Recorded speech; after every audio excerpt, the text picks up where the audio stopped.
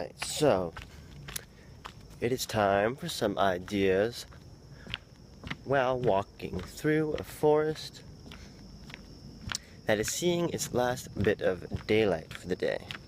So I apologize if it gets a bit dark, or if it is a bit dark, but you don't really need to see me anyhow. Do you ever feel overwhelmed with the seeming complexity of our modern world when we try to, or when you try to behold it or think about it, or as it just comes at you at the crazy rate that it tends to these days? Because I know I get a sense of that quite frequently. And information overload, especially since the advent of the internet, is rampant. I made a video about addictions like a week or two ago, and the main three I talked about in that video were alcohol, TV, and sugar. But an extension of like the TV and technological side is the internet. Now, while the internet can be very helpful, it can also be extremely addictive. And there's I think probably a small people who use it in a way that it only serves them.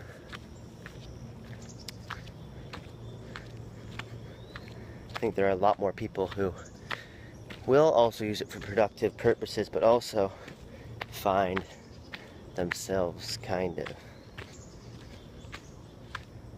using it in a non-productive way. Like, I know I sometimes find myself watching random YouTube videos that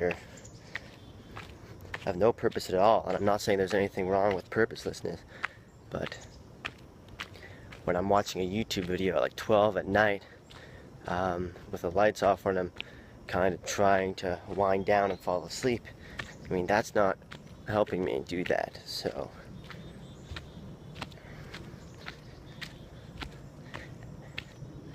now, in addition to information overload, I think activity overload is a big thing today that is not really thought about as much.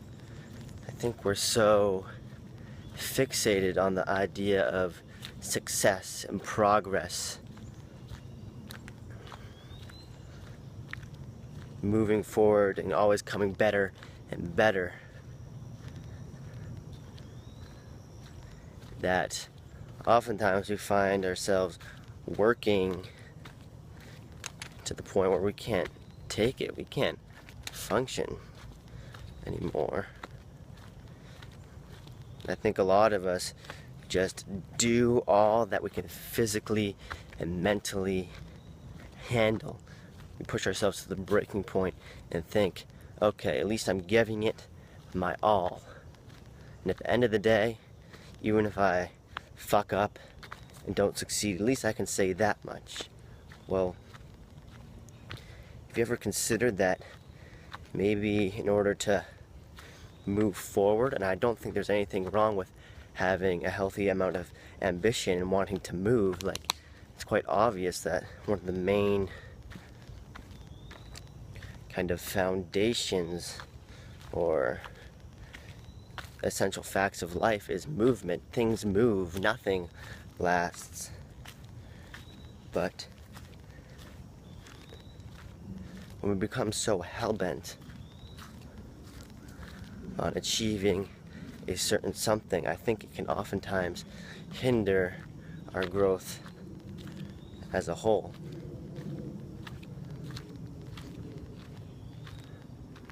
Like, for instance, let me turn you around. These trees, look at how full they are. Look at how tall they are. Now, did they get there to this immaculate height through any conscious striving in the way we strive with our conscious thoughts? No, not really. It just kind of let it happen of itself. And if fate kind of has it working for their being, then things will just so turn out that they get the right amount of sunlight, the right amount of watering, so that they grow into being what they are.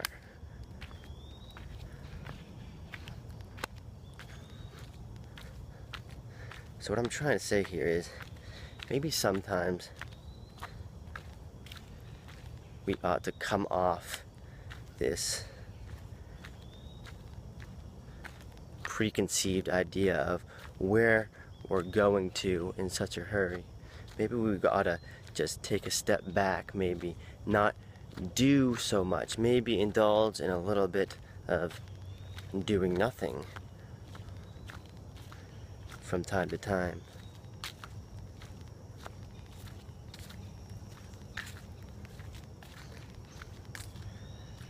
And there's one more main point I wanted to address in this, and that was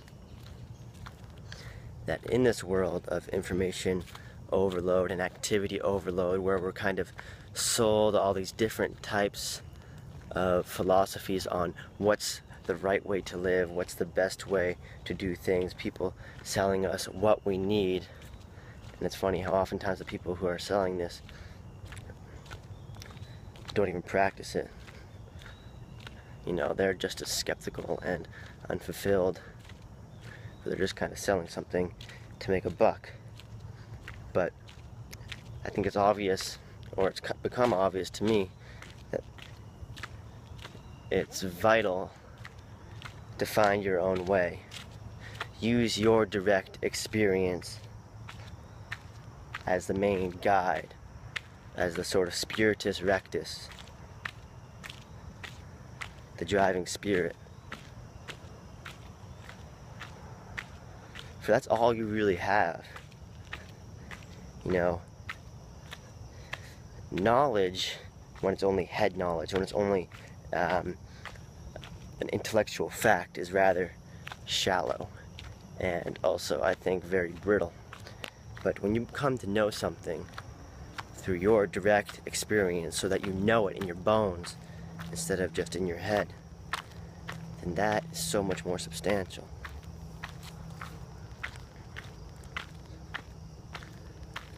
And sure, the world seems complex and confusing at times, but whoever thought that the world, or whoever intended the world to be understood intellectually, like how much was this, the complex and confusing part of our modern day, a problem back when you didn't try so hard to flex your brow and grasp it with your head when you were a child?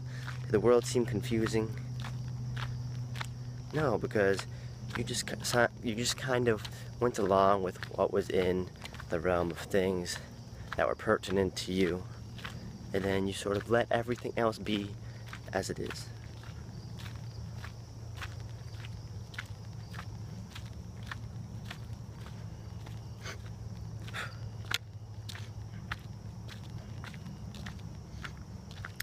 Let me know your thoughts.